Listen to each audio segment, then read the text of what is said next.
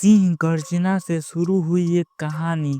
17वीं सदी का भारत सह्याद्री के पहाड़ों में गूंज रही थी एक ऐसी हुंकार जिसने पूरे हिंदुस्तान को नई उम्मीद दी थी। मुगल साम्राज्य अपने चरम पर था। बीजापुर और गोलकुंडा जैसे सुल्तान धरती के टुकड़े टुकड़े कर रहे थे और भारत माँ की अस्मिता रोज कुचली जा रही थी।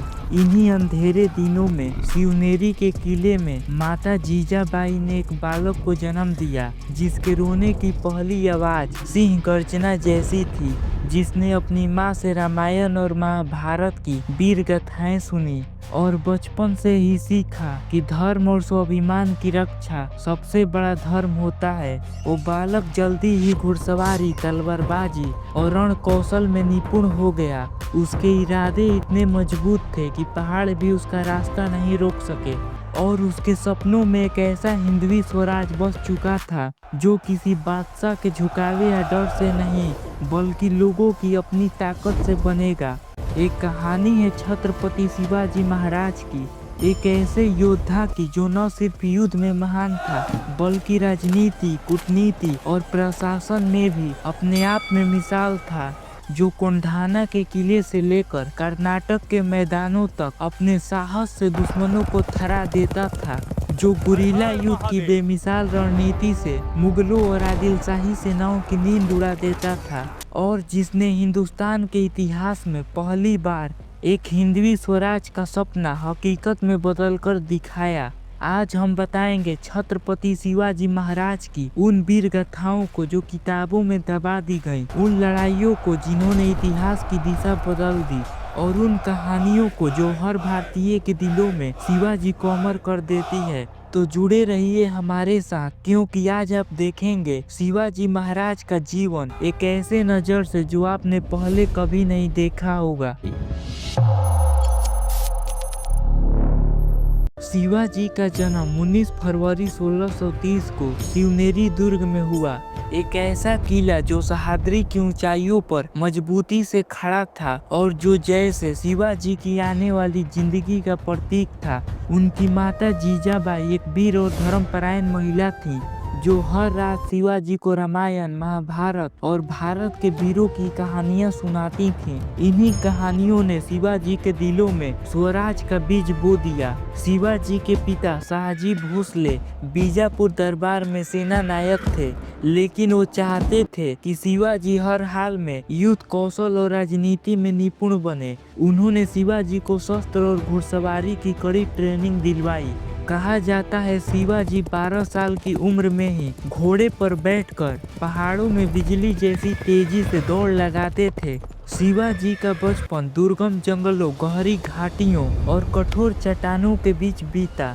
यहीं उन्होंने अपने दोस्तों बालाजी, तानाजी और बाजी पासलकर के साथ गुरिल्ला युद्ध के शुरुआती गुण सीख लिए थे। शिवाजी का दिल बचपन से ही धर्म और प्रजा के लिए धड़कता था। एक बार उन्होंने देखा कि मुगलों के सैनिक गांवों में महिलाओं और बच्चों को परेशान कर रहे हैं, तो 14 साल के शिवाजी ने छोटे से दल के साथ रात में ही हमला कर उन्हें भगा दिया।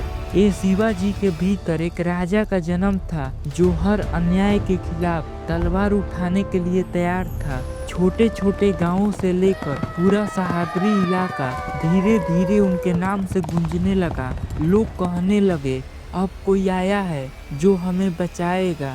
यहीं से शुरू हुई उस बालक की कहानी जो आगे चलकर छत्रपति शिवाजी महाराज के नाम से इतिहास में अमर हो गया। शिवाजी जब सिर्फ 20 साल के थे, उनके मन में हिंदवी स्वराज का सपना और भी मजबूत हो चुका था। उन्होंने तय किया कि इस सपने की पहली ईंट एक किले की जीत से रखी जाएगी और उनका निशाना बना सह्याद्री की ऊंचाई पर बसा अजय माना जाने वाला तोरण किला। तोरण किला बीजापुर सल्तनत के नियंत्रण में था, लेकिन वहां के किलेदार और सैनिक लापरवाही और भ्रष्टाचार में डूबे हुए थे। शिवाजी ने इसका फायदा उठाते हुए अपनी गुरिल्ला नीति का पहला प्रयोग किया। रात के अंधेरे में कुछ चुने हुए साथियों के साथ शिवाजी ने किले तक पहुंचने का जोखिम उठाया।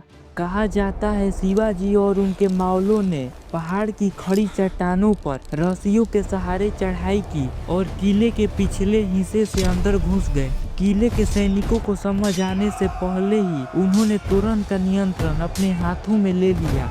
तोरण की जीत कोई साधारण घटना नहीं थी, ये मराठा साम्राज्य के जन्म की पहली घोषणा थी। किले की प्राचीरों पर शिवाजी का भगवा ध्वज फहराया गया और शिवाजी ने इसका नाम बदलकर प्रतापगढ़ रखा, जो उनके पहले विजय की याद हमेशा ताजा रखे।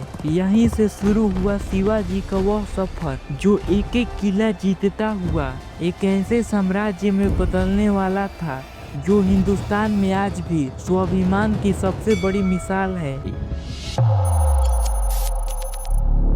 तोरण किले की जीत के बाद शिवाजी का नाम बीजापुर दरबार तक पहुंच गया। बीजापुर के सुल्तान आदिल शाह के कानों तक खबर आई कि एक मराठा लड़का किले हथिया रहा है और उसके मावले बीजापुर की हुकूमत को चुनौती दे रहे हैं। बीजापुर दरबार में तुरंत शिवाजी को सबक सिखाने का फैसला हुआ और इस काम के लिए भेजा गया दक्षिण भारत का सबसे खतरनाक सेना नायक अफजल खान। अफजल खान का शरीर विशाल था, कहते हैं वो अपने हाथों से घोड़े को मार सकता था। उसने रास्ते में मंदिर तोड़े, गांव जलाए, शिवाजी को डराने के लिए निर्दोष जनता पर कहर ढाया, लेकिन शिवाजी का हौसला टूटा नहीं। शिवाजी ने अफजल खान को प्रतापगढ़ किले के पास मुलाकात के लिए बुलाया। अफजल खान ने सोचा कि शिवाजी डरकर समझौता करने आएगा, लेकिन असल में शिवाजी ने पहले से ही जाल बिछा रखा था। मुलाकात के दौरान अफजल खान ने जैसे ही शिवाजी को गले लगाया, वैसे ही उसने अपनी तलवार से शिवाजी के पीठ में वार करने की कोशिश की, पर शिवाजी ने अपने लोहे की कवच से खुद को बचाया और बाघ नख से अफजल खान का पेट चीर दिया। इसके बाद शिवाजी के सैनिकों ने पहाड़ों और जंगलों से निकलकर अफजल खान की सेना पर टूटकर हमला बोल दिया और बीजापुर की सेना अफजल खान के मरते ही भागने पर मजबूर हो गई। ये सिर्फ एक जीत नहीं थी, ये मराठा साम्राज्य का पहला बड़ा युद्ध था जिसने पूरे दक्षिण भारत में शिवाजी का नाम मराठा शेर के रूप में फैला दिया। अफजल खान की हार के बाद शिवाजी ने किलों को जीतने का सिलसिला और तेज कर दिया था, लेकिन सबसे अहम और रणनीतिक किला था कुंढाना। कुंढाना पर मुगलों का कब्जा था और उसे जीतना शिवाजी के लिए हिंदवी स्वराज्य की रक्षा के लिए जरूरी था। शिवाजी ने इस मुश्किल काम के लिए अपने सबसे भरोसेमंद योद्धा तानाजी मालुसरे को चुना। तानाजी उस समय अपने बेटे के विवाह की तैयारियों में थे, लेकिन जैसे ही शिवाजी का संदेश पहुंचा, उन्होंने कहा पहले कुंढाना फिर शादी। तानाजी ने अपने मावला साथियों के साथ रात के अंधेरे में कुंढाना के दुर्गम किलों पर चढ़ाई शुरू की। कहते हैं उन्होंने रस्सियों की मदद से खड़ी दीवारों पर चढ़ाई की। ये दुनिया की सबसे बहादुर पहाड़ी चढ़ाइयों में से एक मानी जाती है। किले के अंदर पहुंचते ही तानाजी और उनके मावलों ने मुगल सैनिकों पर अचानक हमला बोल दिया। भीषण युद्ध शुरू हुआ जिसमें तानाजी ने दुश्मनों को चारों ओर से काट कर रख दिया, लेकिन इसी भीषण लड़ाई में तानाजी वीर गति को प्राप्त हो गए। किला जीत लिया गया, लेकिन जब शिवाजी को खबर मिली कि तानाजी शहीद हो गए हैं, तो उनके मुंह से निकला गढ़ आला पर सिंह गेला, जिसका मतलब था किला तो आ गया लेकिन मेरा शेर चला गया। बाद में इस किले का नाम सिंहगढ़ रखा गया, तानाजी की अमर वीरता की याद में। कुंढाना यानी सिंहगढ़ की जीत के बाद शिवाजी ने समझ लिया था कि सीधे मैदानों में बड़े युद्ध मुगलों और सुल्तानों की विशाल सेनाओं से जीतना मुश्किल होगा, लेकिन सह्याद्री के पहाड़, घने जंगल और दुर्गम घाटियां शिवाजी की असली ताकत बन सकती हैं। यहीं से शुरू हुई शिवाजी की सबसे घातक रणनीति गड़िमी कावा, जिसे हम गुरिल्ला युद्ध के नाम से भी जानते हैं।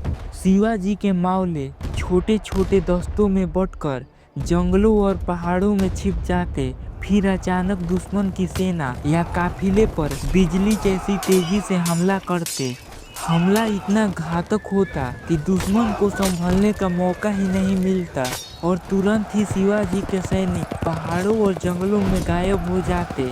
गुरिल्ला युद्ध का ये तरीका मुगल सैनिकों के लिए ऐसा सिरदर्द बना कि उन्होंने शिवाजी के खिलाफ हजारों सैनिक भेजे, लेकिन फिर भी शिवाजी को पकड़ना उनके लिए सपना ही रहा।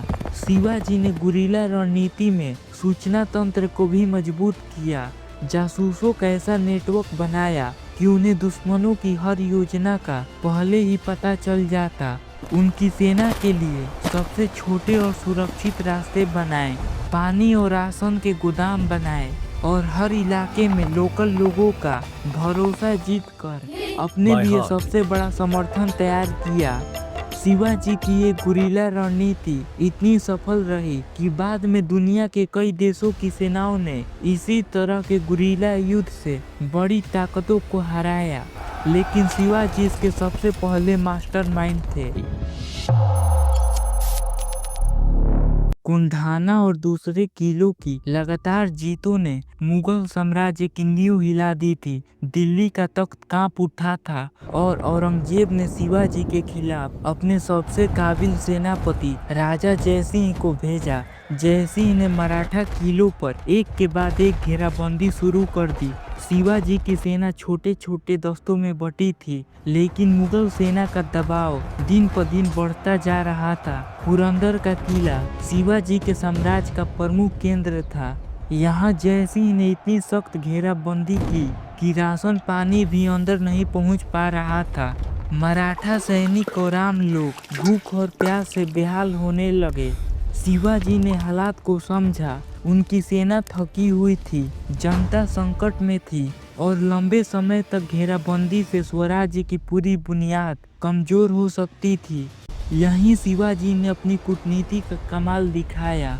उन्होंने पुरंदर में संधि की पेशकश की। संधि के तहत शिवाजी ने 23 किले मुगलों को सौंप दिए, लेकिन शर्त रखी कि उनके राज्य और मराठा स्वतंत्रता को मान्यता दी जाए। जयसिंह ने शर्त मान ली, क्योंकि वो जानता था कि शिवाजी को हराकर भी पहाड़ों और जंगलों में जीत पाना मुमकिन नहीं। इस संधि के बाद शिवाजी ने मुगलों से समय खरीदा, अपनी सेना को फिर से मजबूत किया, राजनीतिक मोर्चों पर स्थिति संभाली और जनता में अपनी छवि सिर्फ योद्धा की नहीं बल्कि दूरदर्शी नेता की भी बना ली। कई इतिहासकारों ने इसे हार कहा, लेकिन दरअसल ये शिवाजी का मास्टर स्ट्रोक था, क्योंकि उन्होंने समझौते का इस्तेमाल अपनी ताकत को फिर से बढ़ाने के लिए किया। पुरंदर की संधि के बाद मुगल दरबार में शिवाजी की बढ़ती ताकत और लोकप्रियता को लेकर औरंगजेब बेचैन था। उसने शिवाजी को आगरा बुलवाया, ऊपर से शांति का प्रस्ताव, लेकिन अंदर से एक जाल था ताकि शिवाजी को दिल्ली के दरबार में झुकाया जा सके। 1666 में शिवाजी अपने बेटे संभाजी के साथ आगरा पहुंचे। शिवाजी को मुगल दरबार में 5वें दर्जे में खड़ा किया गया। ये अपमान शिवाजी बर्दाश्त नहीं कर सके। उन्होंने खुले दरबार में औरंगजेब को खरी खरी सुना दी, जिससे औरंगजेब तिलमिला उठा और शिवाजी को नजरबंद करवा दिया गया। शिवाजी की कैद पूरे देश के लिए चौंकाने वाली थी। मराठा सेनाएं विचलित होने लगी। बीजापुर और मुगल गवर्नर खुश थे कि मराठा शक्ति खत्म होने वाली है, लेकिन शिवाजी ने हार नहीं मानी। कैद के दौरान ही उन्होंने मुगल सैनिकों और दरबारियों को अपनी मीठी बातों और उपहारों से भरोसे में लिया और फिर आया इतिहास का सबसे रोमांचक मोड़। शिवाजी ने मिठाई और फल के बड़े बड़े टोकरों में खुद और संभाजी को छिपाकर महल से बाहर भिजवा दिया। जब तक मुगल समझ पाते, शिवाजी आगरा से मीलों दूर निकल चुके थे। वे जंगलों, गांवों, पहाड़ों से होते हुए महाराष्ट्र पहुंचे और फिर से मराठा शक्ति का झंडा लहराया। शिवाजी की ये फरारी इतिहास के सबसे दिलचस्प कहानियों में गिनी जाती है, क्योंकि औरंगजेब जैसे शक्तिशाली बादशाह के महल से इतनी चतुराई से भाग पाना किसी चमत्कार से कम नहीं था। आगरा से लौटने के बाद शिवाजी और भी मजबूत इरादों के साथ लौटे थे। अब उनका लक्ष्य था स्वराज को दक्षिण भारत तक फैलाना, क्योंकि कर्नाटक और दक्षिण के किलों पर बीजापुर और गोलकुंडा की सल्तनत का कब्जा था, जो मराठाओं के लिए खतरा बने हुए थे। शिवाजी ने 1676 में दक्षिण की सबसे महत्वाकांक्षी यात्रा शुरू की, जिसे दक्षिण दिग्विजय कहा जाता है। उन्होंने कर्नाटक के तटीय इलाकों पर धावा बोला, महत्वपूर्ण किले जीते और समुद्री व्यापार के बड़े बंदरगाहों पर मराठा ध्वज फहराया। कहा जाता है इस विजय अभियान में शिवाजी ने 250 से ज्यादा किले जीते, जिससे मराठा साम्राज्य सह्याद्री के पहाड़ों से निकलकर कावेरी नदी तक फैल गया। यही नहीं, दक्षिण के राजाओं ने शिवाजी को अपना संरक्षक माना, क्योंकि वो मुगलों और बीजापुर के जुल्म से उन्हें बचा रहे थे। इससे मराठा साम्राज्य को नए सहयोगी और ताकतवर दोस्त मिले।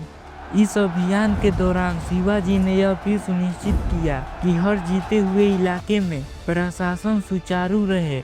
उन्होंने राजस्व वसूली, किले की सुरक्षा और स्थानीय जनता के हितों की रक्षा के लिए सख्त व्यवस्था लागू की। इस तरह शिवाजी ने न सिर्फ भौगोलिक विस्तार किया, बल्कि अपने प्रशासन से जनता का दिल भी जीत लिया और हिंदवी स्वराज का सपना उत्तर से दक्षिण तक हकीकत बन गया। दक्षिण में विजय के बाद शिवाजी का साम्राज्य इतना विस्तृत और शक्तिशाली हो चुका था कि अब वक्त आ गया था हिंदवी स्वराज को औपचारिक रूप से राज्य का दर्जा देने का। 6 जून 1674 रायगढ़ किले में तैयारियां शुरू हुई। संपूर्ण मराठा देश से सरदार, विद्वान, संत और विदेशी मेहमान इस ऐतिहासिक समारोह में शामिल होने आए। चारों ओर धूमधाम, घोड़ों और हाथियों के शाही जुलूस, मंदिरों में मंत्रोच्चार, राजधानी में भव्य सजावट। रायगढ़ किला सोने जैसा चमक रहा था। समारोह में शिवाजी का 7 बार पवित्र अभिषेक हुआ। गंगा, यमुना, गोदावरी, नर्मदा जैसी पवित्र नदियों के जल से स्नान कराकर उन्हें छत्रपति की उपाधि दी गई। शिवाजी ने अपने राज्य का नाम रखा हिंदवी स्वराज्य, जिसका मतलब था हिंदुस्तानियों द्वारा हिंदुस्तानियों के लिए स्वतंत्र राज्य। इस राज्य अभिषेक के बाद शिवाजी सिर्फ मराठों के नेता नहीं रहे, वो पूरे भारत में स्वराज्य और स्वाभिमान के प्रतीक बन गए। राज्य अभिषेक ने मराठा साम्राज्य को वैधता दी, मुगल और दूसरी सल्तनतों को खुला संदेश दिया कि अब हिंदवी स्वराज्य के खिलाफ कोई भी साजिश आसानी से नहीं चलेगी। ये राज्य अभिषेक नहीं, एक नई क्रांति का ऐलान था, जो आने वाले समय में अंग्रेजों तक की नींद उड़ा देने वाली थी। राज्याभिषेक के बाद शिवाजी ने मराठा साम्राज्य को संगठित और मजबूत करने में अपना पूरा जीवन झोंक दिया। उन्होंने प्रशासन में सुधार किए, अफसरों को जिम्मेदारियां बांटी, किलों को और मजबूत किया, समुद्री बेड़ा तैयार किया, जिससे मराठा साम्राज्य जमीनी और समुद्री दोनों मोर्चों पर बेहद शक्तिशाली बन गया। शिवाजी ने किसानों और व्यापारियों के लिए टैक्स सिस्टम आसान किए, महिलाओं की सुरक्षा के सख्त नियम बनाए और जनता को पहली बार ऐसा शासन दिया जहां धर्म, जाति और क्षेत्र से ऊपर उठकर न्याय मिलता था। लेकिन जैसे जैसे समय बीतता गया, शिवाजी की तबीयत कमजोर होने लगी। उनके अंतिम दिनों में मुगल और बीजापुर के दुश्मन फिर से सिर उठाने लगे। दक्षिण के कई मोर्चों पर बगावत की आग सुलगने लगी थी। कश्मीर और उज्जैन तक विद्रोह की खबर आ रही थी, जिसे संभालने के लिए शिवाजी अपने आखिरी दम तक जुटे रहे। 3 अप्रैल 1680 रायगढ़ किले में शिवाजी ने अंतिम सांस ली। कहा जाता है उनकी मृत्यु की खबर फैलते ही पूरा देश रो पड़ा, क्योंकि सबको लगा उनका रक्षक चला गया। लेकिन असल में शिवाजी कभी नहीं मरे, क्योंकि उनकी बनाई हिंदवी स्वराज्य की भावना हर मराठा के खून में बस गई थी। उनकी विरासत उनके बेटे संभाजी और आगे पेशवाओं के नेतृत्व में मुगलों को नाको चने चबवा दिए। छत्रपति शिवाजी महाराज ने दिखा दिया कि जो खुद पर अपनी जनता पर भरोसा करता है वो दुश्मनों से कहीं बड़ा होता है। और उनका स्वराज का सपना आज भी हर भारतीय के दिलों में जिंदा है। ये सिर्फ एक राजा की कहानी नहीं थी, ये उस मशाल की कहानी थी जिसने गुलामी की रात में आज़ादी का पहला उजाला जलाया।